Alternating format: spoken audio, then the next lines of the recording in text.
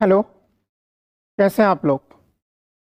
आज 25 मई है और आज के दिन ही हम अपनी हिस्ट्री की फर्स्ट सीरीज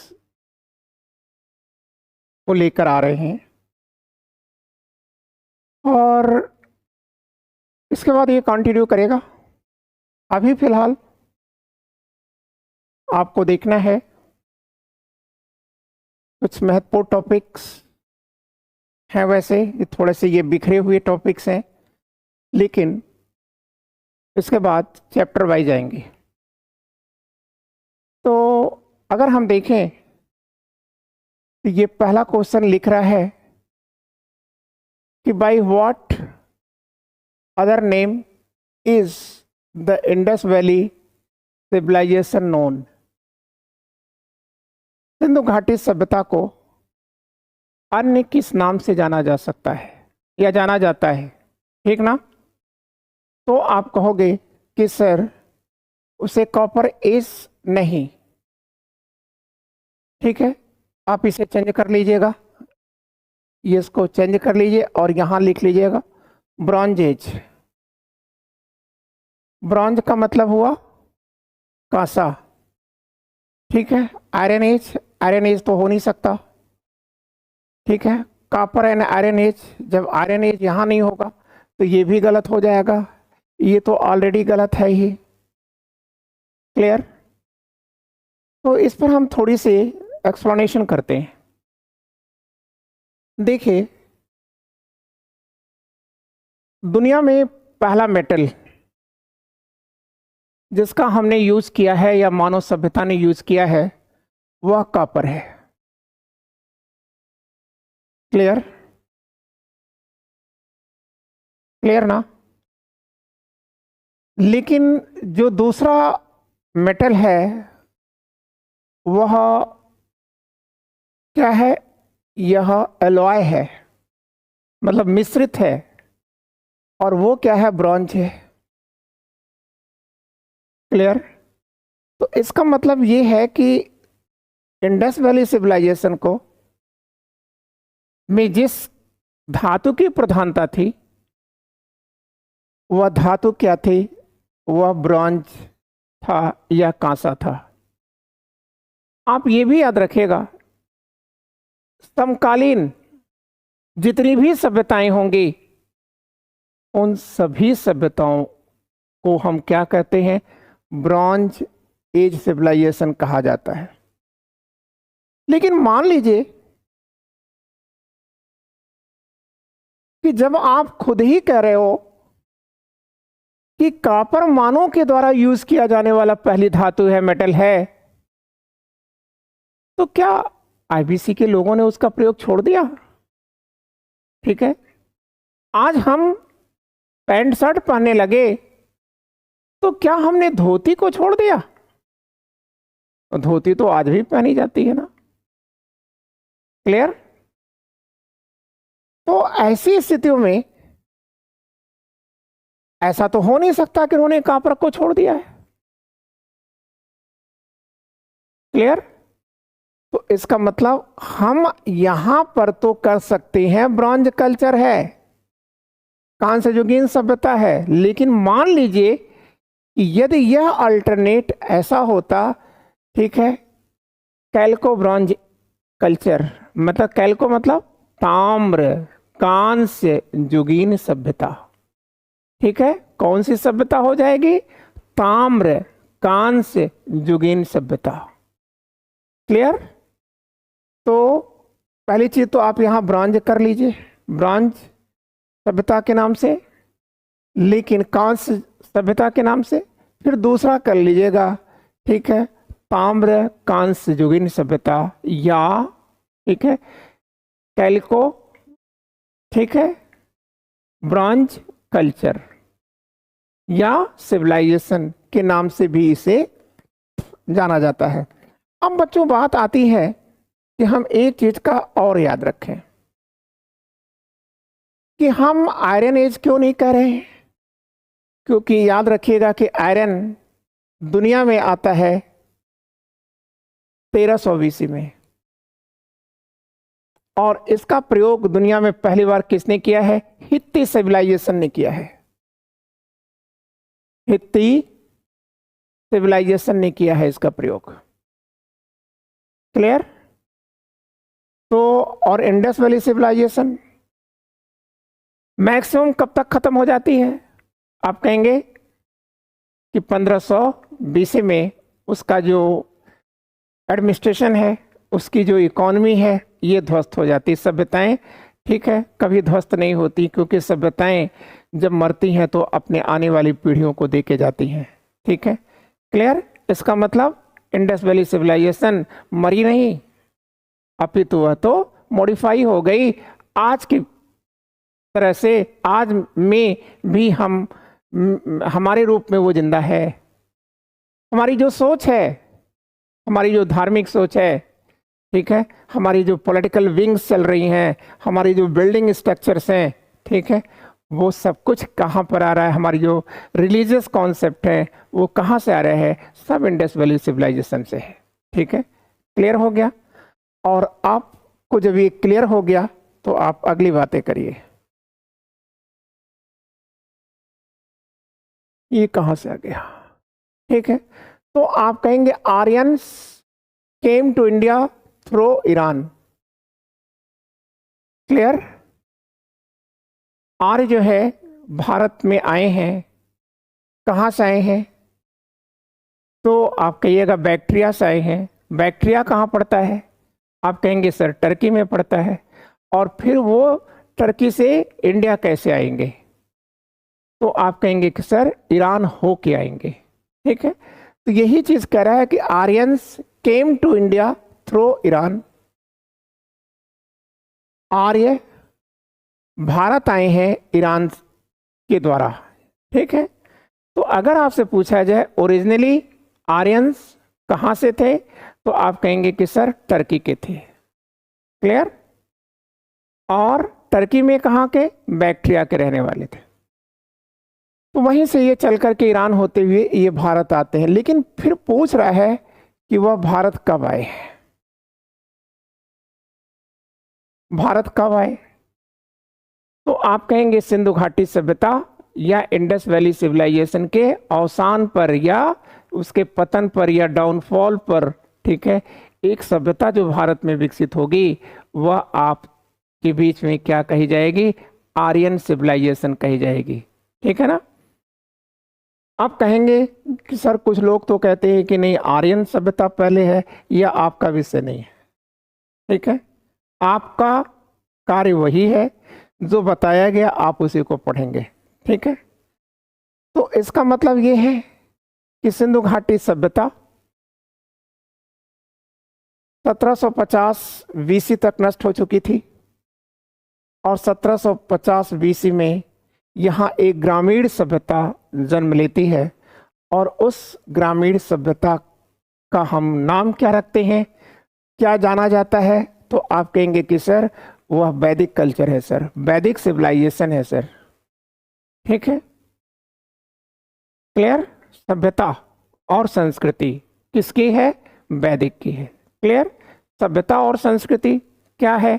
तो आप कहेंगे सर जो आंखों से दिखता हो वही सभ्यता है, और जो न दिखता हो वही संस्कृति है। इसका मतलब संस्कृति हमारा मन है, जबकि सभ्यता हमारा तन है।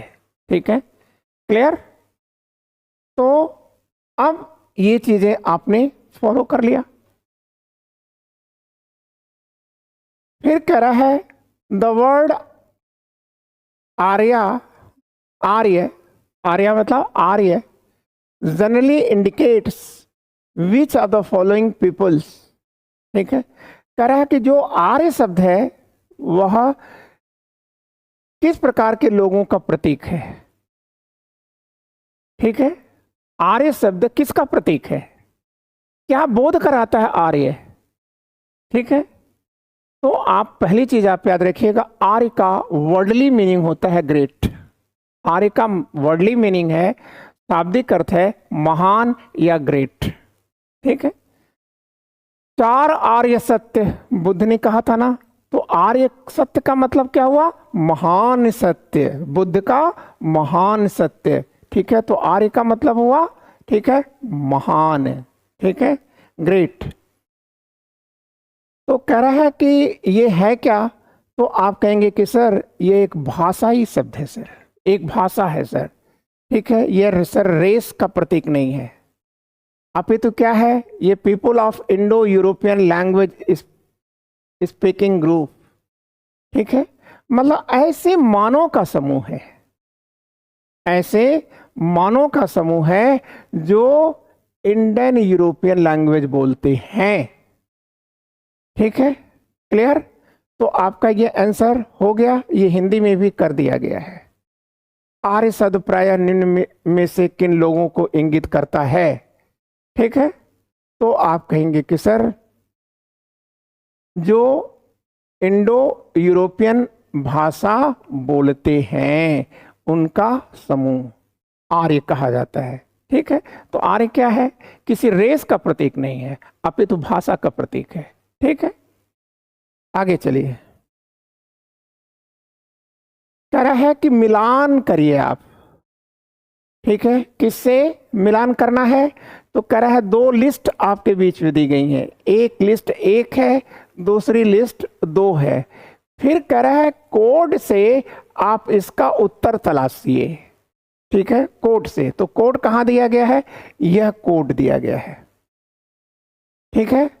तो फिर कह रहा है कि लिस्ट 1 में क्या दिया है कि जिसका आप मिलान करेंगे लिस्ट 2 से, तो लिस्ट 1 में हमारे चारों वेद दिए गए हैं, ठीक है, और लिस्ट 2 में क्या है, इन वेदों की विशेषता दी गई है कि इन वेदों में है क्या, ठीक है। तो पहला वेद लिखा है ऋग, ऋग मतलब क्या हुआ, ऋचा, और वेद का मतलब क्या हुआ, नॉलेज, ठीक है, अर्थात नॉलेज जो ऋचाओं के रूप में लिखा गया है ऋग्वेद है, नॉलेज जो ऋचाओं के रूप में लिखा गया वह ऋग्वेद है, क्लियर। तो अब आप याद रखिएगा, ठीक है, ऋचा क्या होता है, आप कहेंगे कि सर पद्य होता है, पद्य मतलब पोट्री होती है। अब पद में और ऋचा में अंतर है, पद को आप गा सकते हैं लेकिन ऋचाओं को गाया नहीं जा सकता। तो ऋग्वेद क्या है, तो आप कहेंगे कि सर यह कंपोज्ड हुआ है, ठीक है, किस रूप में, एक पद के रूप में, लेकिन सर ये एक ऐसे पद है जिसे गाया नहीं जा सकता, ठीक है। तो कह रहा है कि ऋग्वेद में और क्या है, तो आप कहेंगे सर यह oldest text of the world है, दुनिया का सबसे प्राचीनतम ग्रंथ है ये सर, ठीक है। और इसमें क्या है, तो आप कहेंगे कि सर इसमें प्रेयर्स दिए गए हैं, प्रेयर्स मतलब प्रार्थनाएं हैं, क्लियर। इसमें कोई अंधविश्वास नहीं है, इसमें कोई कर्मकांड नहीं है, ठीक है, क्योंकि इसका मैसेज क्या है, ठीक है, बढ़े चलो बढ़े चलो, ये व्यक्ति को कर्मवादी बनने का संदेश देता है, कर्म से अपने भाग्य को बदलने की बात करता है।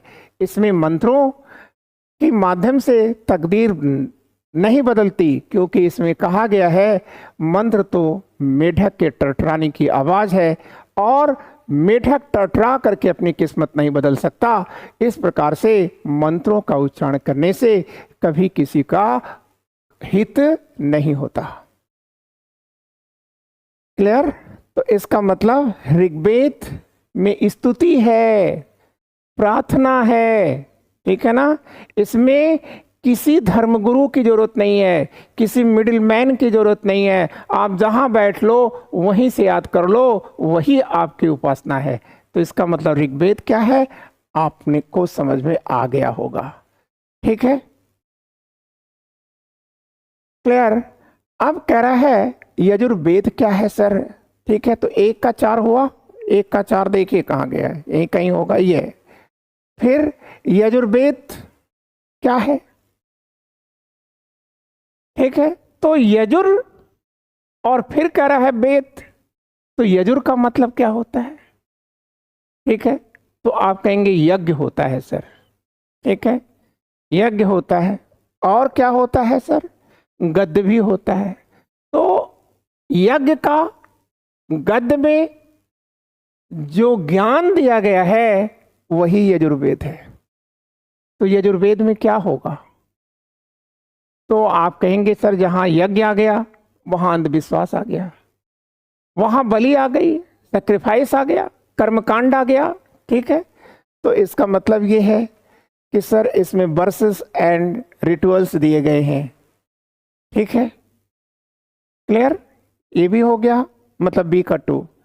अब फिर कह सकते हैं आप सामवेद बी का 2। और सामवेद क्या है? तो आप कहेंगे सर साम, साम का मतलब होता है गीत, गीत। और वेद का मतलब है नॉलेज। तो नॉलेज जिसे गाया जा सकता है वह सामवेद है। क्लियर है ना? अब आप याद रखेंगे कि यही सामवेद है जो वर्ल्ड का फर्स्ट म्यूजिकल किताब है। ठीक है, और इसी से ही भारत में संगीत का विकास होता है। ठीक है, क्लियर? तो इसका मतलब म्यूजिकल वर्स है ये। ठीक है, क्या जानकारी दी गई है? संगीत की जानकारी दी गई है। ठीक है, और यही वो किताब है जिसमें बताया गया है कि संगीत का व्यक्ति के जीवन पर, व्यक्ति और वस्तु के जीवन पर क्या प्रभाव पड़ता है। ठीक है, और ये है अथर्ववेद, अथर्वा ऋषि की किताब है ये। क्लियर? और इसी को ब्रह्मवेद भी कहा जाता है। क्या कहा जाता है? ब्रह्मवेद भी कहा जाता है। क्लियर हो गया? और इसमें क्या है? आप कहेंगे कि सर इसी में, ठीक है, तंत्र मंत्र और वशीकरण के मंत्र दिए गए हैं। ये क्या है? वशीकरण। वशीकरण मतलब हिप्नोटिज्म। ठीक है, किसी को वश में करने का मंत्र कहाँ दिया गया है? अथर्ववेद में दिया गया है। लेकिन आप याद रखिएगा इसी में पृथ्वी की उपासना भी दी गई है।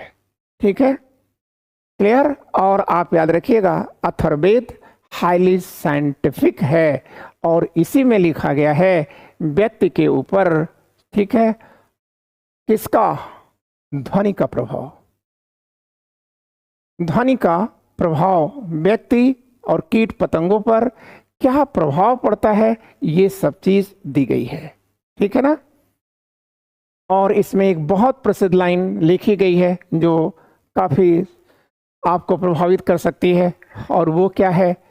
तो इसमें कहा गया है कि युद्ध जमी पे बाद में लड़ा जाता है, सबसे पहले वो मन में लड़ा जाता है, मन में ही हम हारते हैं और जीतते हैं, जमी पे तो केवल उसका प्रयोग होता है। ठीक, फिलहाल आपको ये हमने दे दिया है, पूरी जानकारी दे दिया है।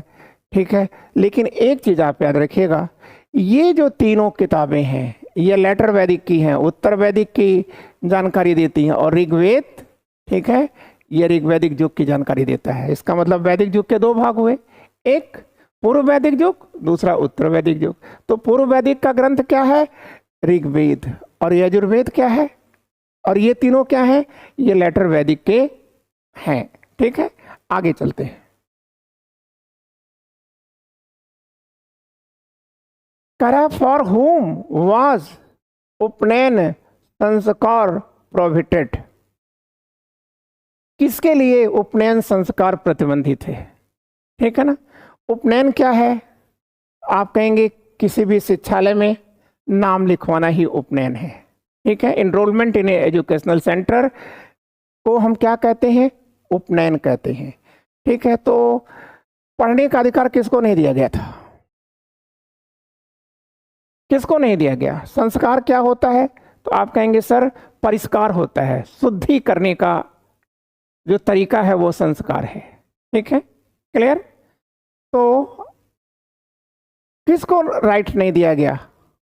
तो आप कहेंगे कि ओमेन को राइट्स नहीं दिया गया, शूद्रों को राइट्स नहीं दिया गया, और ये जो राइट्स उस समय छीना गया था उसकी फसल आज भी हम काट रहे हैं। ठीक है, क्योंकि जैसे ही स्त्रियों से शिक्षा का अधिकार छीना जाएगा, उनका उपनयन छीना जाएगा, वो शिक्षा नहीं पाएंगी। ठीक है, वैसे क्या होगा, वो पर आश्रित हो जाएंगी और इसका मतलब एक स्त्री के 3 प्रभु बन जाएंगे, 3 भगवान बन जाएंगे, पिता, पति और परमेश्वर। क्लियर? तो ये चीजें भी आपने कर लिया है ना। तो इसका मतलब इसका आंसर क्या हुआ, इसका आंसर ये होगा बोथ, मतलब वोमेन और शूद्रा। क्लियर? उस समय की जो बीज बोया गया था उसकी फसल आज भी हम काट रहे हैं, आगे भी काटेंगे। ठीक है, अभी काटते ही रहेंगे।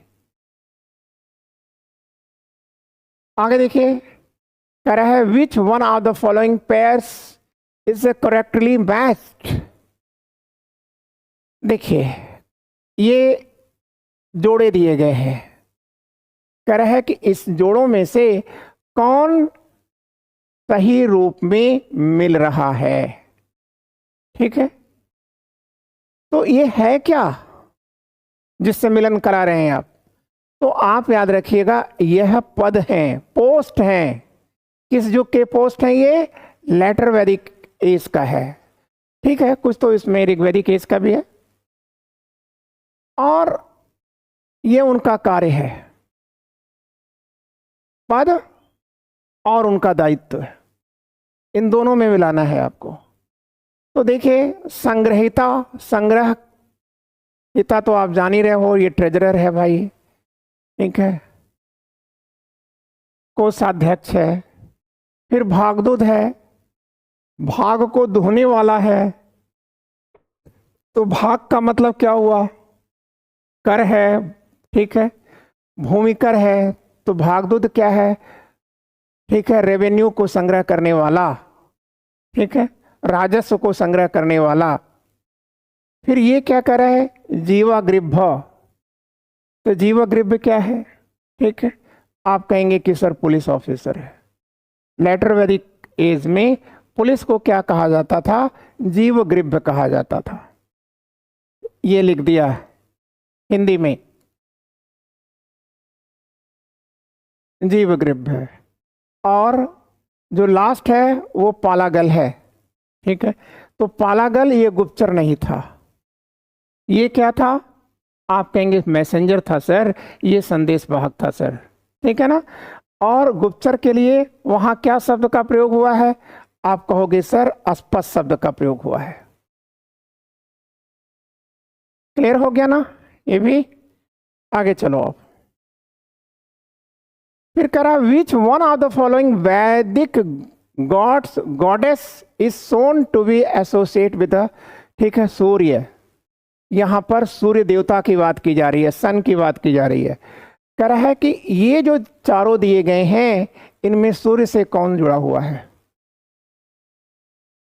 ठीक है, तो आप इसका आंसर कर लीजिएगा अश्विन है। क्लियर? अब अश्विन क्या है? ठीक है, तो आप कहेंगे सूर्योदय और सूर्यास्त के बीच की जो अवधि है वही अश्विन है। यही, ठीक है, आकाश के देवताओं का डॉक्टर है। डॉक्टर मतलब चिकित्सक है। ठीक है, देखो ये सूर्य क्या हुआ? लाल सूर्य आया, उगा हुआ सूर्य आया, फिर ये सूर्य ऐसे मूव करता जाता है। ठीक है, ऐसे आएगा, फिर ऐसे आएगा। ठीक है, फिर इसके बाद ये समाप्त हो जाएगा। तो इससे और इसके बीच का जो अवधि है, ठीक है, सूर्योदय और सूर्यास्त के बीच की अवधि को, उसी को इन्होंने क्या कहा है? आर्यों ने अश्विन कहा है। ठीक है, अश्विन कहा है। क्लियर? और अश्विन सूर्य का रूप है ना एक। ठीक है, और आप याद रखिएगा यहीं पर आपको कंफ्यूजन हो सकता है, अदिति। तो आप कहेंगे कि सर अदिति एक स्त्री है, आकाश की एक देवी है सर ये, और इन्हीं की कोख से आकाश के देवताओं की उत्पत्ति होती है। ठीक है, और यही अदिति है जिनकी इमेज भारत के नक्शे में निर्मित की जाती है और उन्हें भारत माता कहा जाता है। क्लियर? तो ये आपने सीख लिया। पूषण क्या है? ये है पूषण, दोपहरी का जो सूर्य है वह है पूषण। ठीक है, ये प्रजनन का देवता है, वनस्पतियों का देवता है, पशुओं का देवता है। ठीक है ना? क्लियर? फर्टिलाइजेशन का देवता है। और इंद्र से कोई मतलब ही नहीं है सूर्य से, ये तो अंतरिक्ष के देवता है। ठीक है, क्लियर? और अंतरिक्ष, अंतरिक्ष को वो वाला अंतरिक्ष आप मत समझिए जो आप आज समझते हैं। यहां अंतरिक्ष का मतलब एरियल है। एरियल, जहां तक एयर हो उसी को अंतरिक्ष कहा गया है। कहां? वैदिक लिटरेचर में। ठीक है, और अंतरिक्ष का मुख्य देवता है इंद्र, और यही कंप्लीट ऋग्वैदिक युग का भी मुख्य देवता है। ठीक? आर्यानी ये पृथ्वी की देवी है। क्लियर? तो जंगलों की देवी है। ठीक है, आज भी आप देखते होंगे कि हमारे यहाँ जंगलों की भी पूजा की जाती है, पेड़ों की भी पूजा की जाती है। ठीक है ना? दीपावली के दौर में, ठीक है, आप देखेंगे कि वहां पर दीपक रखा जाता है। ठीक है। अब इसके बाद हम चलते हैं, फिर देखो यहां पर मिलान करने के लिए दे दिया है, और मिलान करने के लिए दर्शन दिया गया है। 4 दर्शन दिए गए हैं। सांख्य दर्शन है, ठीक है, ये इधर दर्शन दिए गए हैं। ठीक है, और इधर जो है उसके रचनाकारों का नाम लिखा गया है। तो सांख्य किसका है? कपिल का है। क्लियर? और योग पतंजलि का है। ठीक है, मिला लिया। वैशेषिक कड़ात का है, मिल गया। आगे चलिए। करा comes under the geographical area of Rigveda. ठीक है, इसको छोड़िए, आप आगे चलिए, ये क्वेश्चन ठीक नहीं। आगे आइए, ये रिपीट करेगा, आगे क्वेश्चन आएगा इसी पर। विच one of the following was not the God of अंतरिक्ष स्पेस? गलत होगा, आपके जैसे पूछा जाए वैसे करिएगा, गलत नहीं है कुछ। इसको अंग्रेजी में एरियल लिखा जाता है। ठीक है, विच one of the following was not the God of अंतरिक्ष या एरियल इन द ऋग वैदिक पीरियड? ठीक है, तो वरुण नहीं है। रुद्र अंतरिक्ष का देवता है, इंद्र अंतरिक्ष का देवता है, पर्जन्य अंतरिक्ष का देवता है। तो वरुण क्या है? अभी मैंने बताया कि यह आकाश का देवता है। अपराह्न का जो सूर्य होता है ना, ठीक है, उसी को वरुण कहा जाता है। और ये जल का देवता है, सत्य का देवता है, साक्ष्य का देवता है। कौन? वरुण है। ठीक है, शादी विवाह होता है तो आज भी क्या होता है? ठीक है, आग जलाई जाती है और एक लोटे में, एक अर्ण में, आप कलश कह सकते हैं, में क्या रखा जाता है? ठीक है, तो आप कहेंगे पानी रखा जाता है। ये पानी किसका प्रतीक है? ये पानी किसका गवाह है? ठीक है, तो आप कहेंगे कि सर वही जो लड़का और लड़की एक दूसरे में बंध रहा है उसी का प्रतीक है। और यही कारण है कि हिंदू मैरिज, ठीक है, कांट बी ब्रेकेबल, उसको तोड़ नहीं सकते आप, क्योंकि वह संस्कार में मानी जाती है। और अब अगली बात ये देखिए, जो हमने क्वेश्चन छोड़ दिया था वह आ गया है। यहाँ कह रहा है कि ऋग्वेद के भौगोलिक क्षेत्र के अंतर्गत आता है। ठीक है, comes under the geographical area of Rigveda, मतलब क्या आता है? मतलब ऋग्वैदिक आर्य 1750 से लेकर 1000 ईसा पूर्व, ठीक है, कहाँ तक बसे हुए थे? तो कह रहा है पंजाब और हरियाणा में। आप कहेंगे बिल्कुल सर, था ही। ठीक है, ये गोमल अफगानिस्तान की एक नदी है, यहाँ तो था ही। दक्षिण जम्मू कश्मीर ये था ही, दक्षिण अफगानिस्तान तक इनका विस्तार था ही। इसका मतलब ये है कि यह ठीक है, फर्स्ट आंसर आएगा, चारों सही है। क्लियर? आगे चल के हम मैपिंग करा देंगे। अब यहां देखिए कह रहा है कि what did the Rigvedic people believe in. ऋग्वैदिक आर्य किस में बिलीव करते हैं? मूर्ति पूजा में करते हैं क्या? ठीक है। एकेश्वरवाद में विश्वास करते हैं क्या? ठीक है। क्या वो देवियों की पूजा करते हैं क्या? और क्या वो बलि और कर्मकांड करते हैं क्या?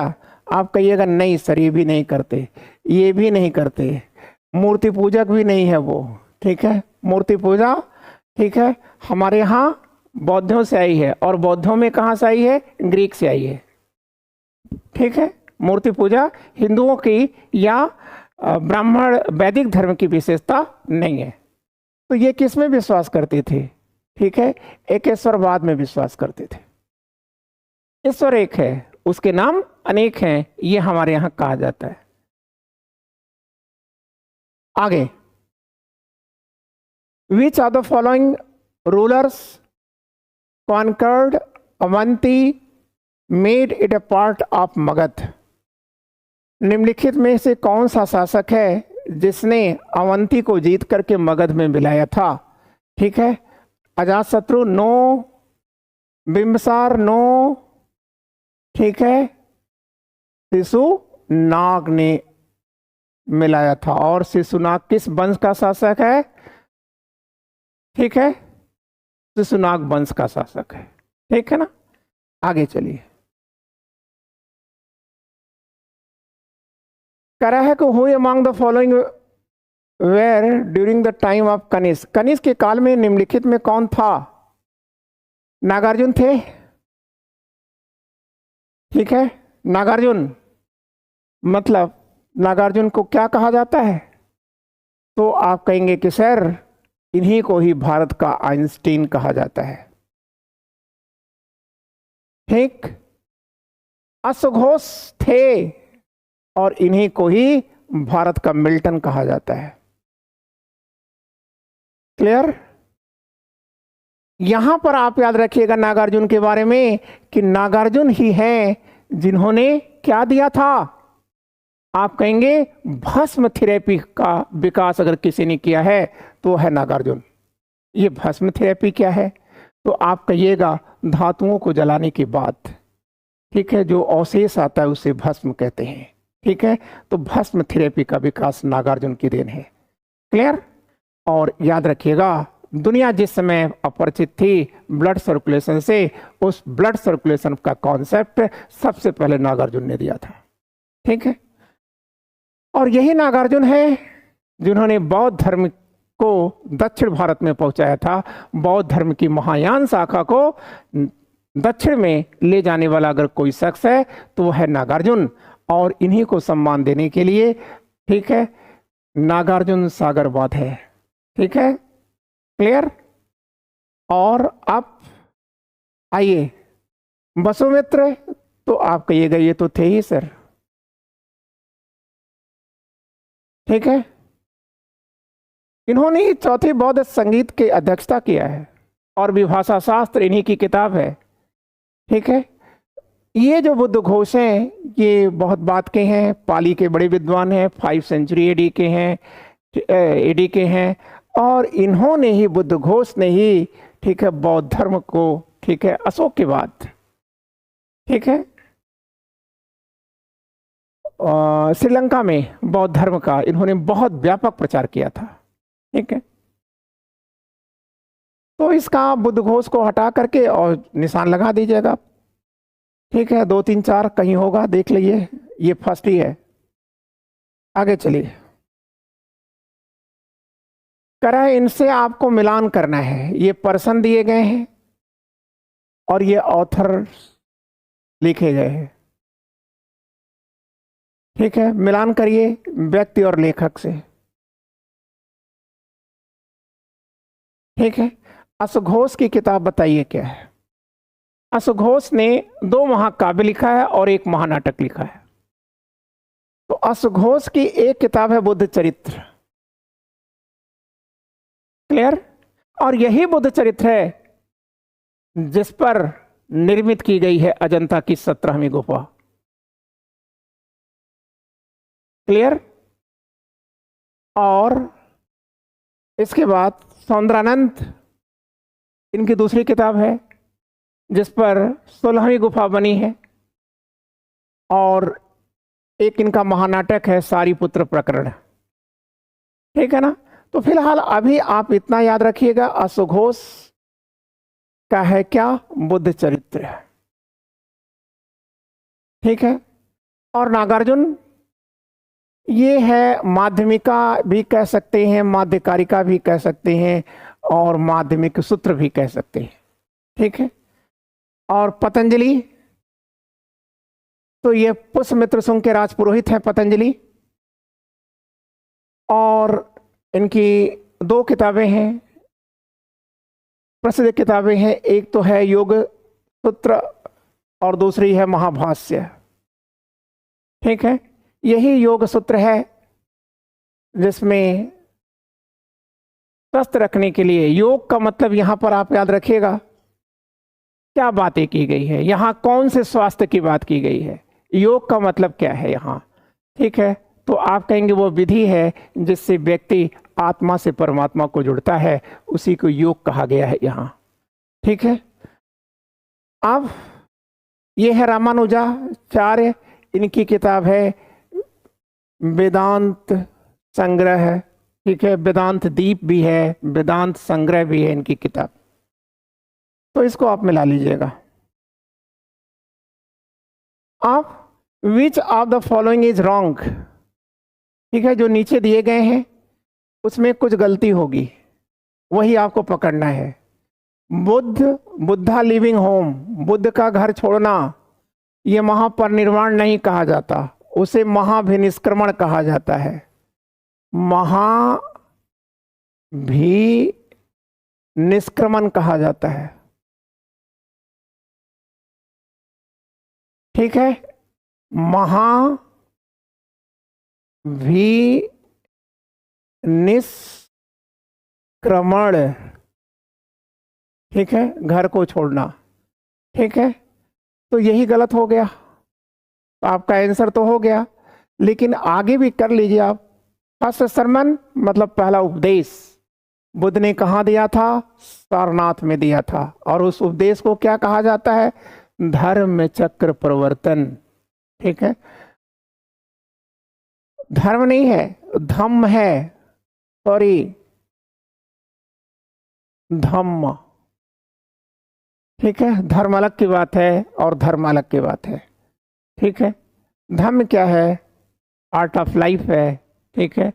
और धर्म क्या है, आप कहेंगे आर्ट ऑफ वर्शिप है, ठीक है। फेथ इन ए गॉड है, लेकिन धर्म क्या है, ये गॉड में नहीं, बल्कि एक, ये व्यक्ति गॉड को नहीं तलाशता। धर्म किसको तलाशता है, ईश्वर को तलाशता है, लेकिन धर्म किसको तलाशता है, आप कहेंगे एक व्यक्ति द्वारा एक व्यक्ति के बेहतर जीवन को तलाशता है, ठीक है। इसका धर्म का उद्देश्य ईश्वर की तलाश नहीं है, ठीक है। गेनिंग नॉलेज, बुद्ध ने नॉलेज कब पाया था, तो आप कहेंगे सर वैशाख की पूर्णमासी पर ही बुद्ध को सब कुछ मिला है, याद रखना, ठीक है, बार बार पढ़ने की जरूरत नहीं होगी, ठीक है। कह रहे हैं कि लॉन्गेस्ट प्रमोशन टाइम, इन्होंने सबसे ज्यादा समय कहाँ पर अपने धर्म के प्रचार के लिए इन्होंने सबसे ज्यादा समय कहाँ व्यतीत किया है, श्रावस्ती में किया है, ठीक है, क्लियर। आपको यहाँ पर ये भी याद रखना होगा, क्योंकि आपके उद्देश्य बड़े हैं, इसलिए आपको ये भी याद रखना होगा, ठीक है, कि चीन आज बुद्ध के मार्ग को चल करके ही, बुद्ध के तरीके को ही चल करके आज भारत को अपने पड़ोसियों के बीच में अकेला बना दिया है, ठीक है, क्लियर। और यह भारत की एक बहुत बड़ी पराजय है, क्लियर, क्योंकि भारत ने जिस प्रकार से अपने यहाँ एक रेडिकल रिलीजन की बात किया, ठीक है, कुछ गवर्नमेंट ने रेडिकल रिलीजन की बात किया, ठीक है। रेडिकल रिलीजन समझ रहे हो ना, ठीक है। तो उसका परिणाम क्या हुआ? हमारे जितने भी पड़ोसी थे वे गैर थे, ठीक है। तो आप खुल के बोल सकते हो, आप कह सकते हो कि हमारे पड़ोसी या तो बौद्धिस्ट हैं या तो इस्लाम के लोग हैं। और जब हमने, ठीक है, हिंदुइज्म की बात किया, कट्टरता की बात किया, तो ये हमसे दूर होते चले गए। और चीन इसी का फायदा उठा करके क्या किया? इनको अपना करता हुआ चला गया। और ये भारत के लिए, ठीक है, दुखद बन जाएगा। इसलिए भारत को अभी भी बुद्ध के रास्ते को अपनाना होगा।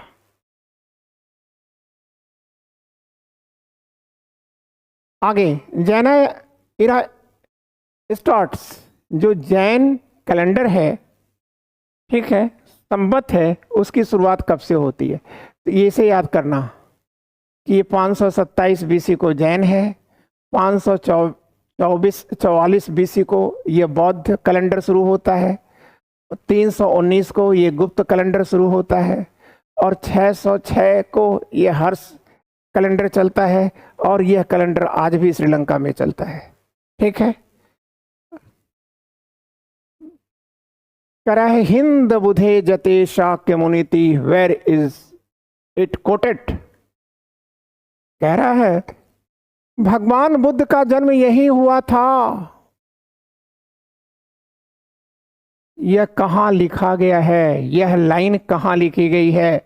आप कह दीजिएगा यह अशोक का निर्देश है, अशोक ने कहा है, ठीक है। और यह लिखा कहाँ गया है?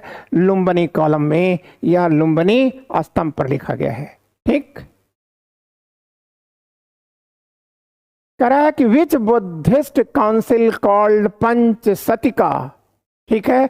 तो फर्स्ट जो काउंसिल हुई थी बौद्ध की, ठीक है, काउंसिल का मतलब क्या हुआ? आप कहेंगे कि जब बौद्ध धर्म में विवाद होता था, किसी प्रकार का कोई विवाद उत्पन्न होता था, तो बौद्धिस्ट क्या करते थे? उस विवाद का समाधान करने के लिए एक मीटिंग कॉल करते थे। उसी मीटिंग को काउंसिल कहा गया। और जो पहली मीटिंग हुई थी वह राजगिरी में हुई थी, और राजगिरी के 7 पहाड़ियों के बीच में हुई थी। और कितने लोग वहां आए थे? 500 लोग आए थे। तो 5 शतक मतलब पंच शतिका, ठीक है, इसीलिए इसे कहा जाता है। आगे, who was the founder of तांडव डांस? ठीक है, क्योंकि हिस्ट्री में आपको कल्चर भी पढ़ना है। तांडव डांस, ठीक है, तो आप कहेंगे पीसी सरकार, ठीक है। पीसी सरकार को ही तांडव डांस का जनक कहा जाता है। जगजीत सिंह आप जानते ही हैं, शायर है। गिरजा देवी ये बनारस घराने की हैं, एक बहुत अच्छी म्यूजिशियन है। और इन्होंने क्या किया था? ठुमरी गायन को शिखर पर पहुंचाया है। और बिरजू महाराज ये कथक के डांसर हैं, ठीक है, और इन्होंने कथक की दुनिया में एक बड़ा मुकाम हासिल किया है, ठीक है। फिर कह रहा है पाणिनि,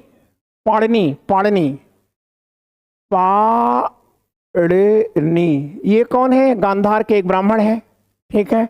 और इनकी किताब क्या है? अष्टाध्यायी है।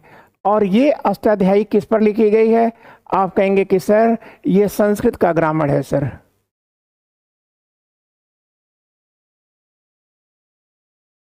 ये संस्कृत के ग्रामर है, ठीक है, ओल्डेस्ट, ठीक है, ग्रामर की किताब है। और इसको कहाँ जोड़ा जाता है? तो आप कहेंगे कि सर संहिता में नहीं आता। संहिता किसे कहते हैं? चारों वेदों को संहिता कहा जाता है, एक शब्द में, आरण्यक, ठीक है। यह वेदों का अपने आरण्यक होते हैं। वेदांत का मतलब है वेदों का अंत। और इसे किसे कहा जाता है? उपनिषद को कहा जाता है। और ये है वेदांग, यही आपका आंसर है। वेदांग ही इसका आंसर है। अष्टाध्यायी को वेदांग में रखा जाता है। वेदांग कितने हैं? 6 हैं। शिक्षा, छंद, व्याकरण, निरुक्त, ज्योतिष और कल्प, ये 6 होते हैं, ठीक है ना। और इन वेदांगों का विकास क्यों किया गया था? आप कहेंगे वेदों को शुद्ध उच्चारण के लिए और शुद्ध लिखने के लिए। लेकिन आप याद रखिएगा, इसका दुरुपयोग हुआ है और इस दुरुपयोग की फसल आज भी काटी जा रही है। ये क्या है वेदांग, इस पर हम लोग चर्चा करेंगे बाद में, ठीक है, क्योंकि क्लास आपकी बहुत लंबी हो जा रही है। और इसी के साथ एंड कर गया, ठीक है। गुड डे, ठीक है। मुझे पूरा विश्वास है कि आपको बहुत लाभ मिले होगा, ठीक है। Thank you.